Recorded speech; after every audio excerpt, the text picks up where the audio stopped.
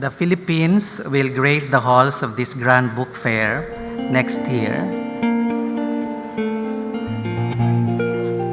inspired by the history of a complex country, the creative promise of its people, and the lasting intelligence of its quintessential hero, Jose Rizal, who wrote and published his incendiary novel No Limitangere in Germany 9 years before the Philippine Revolution against the Spanish Empire.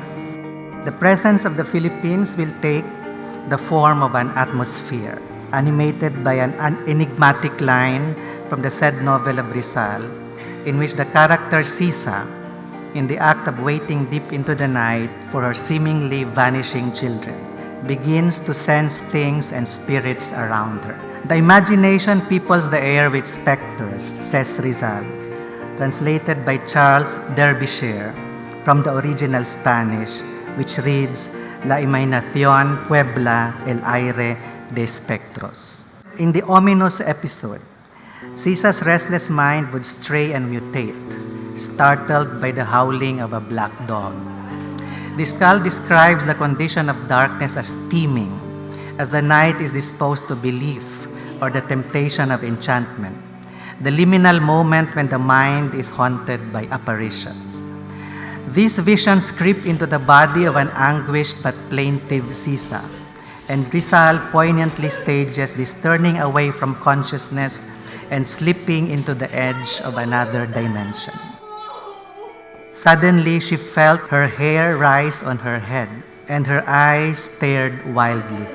Illusion or reality, she saw Crispin standing by the fireplace.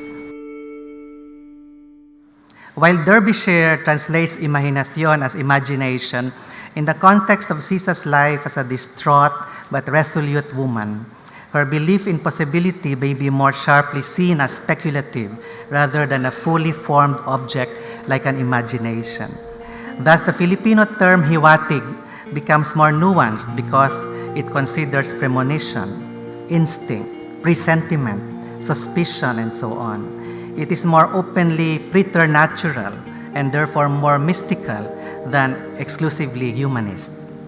The imagination peoples the air thus becomes, in the more elusive Filipino language, pinupuno ang hangin ng hiwatig. The poetry here evokes the power of the book as the source of imagination and speculation.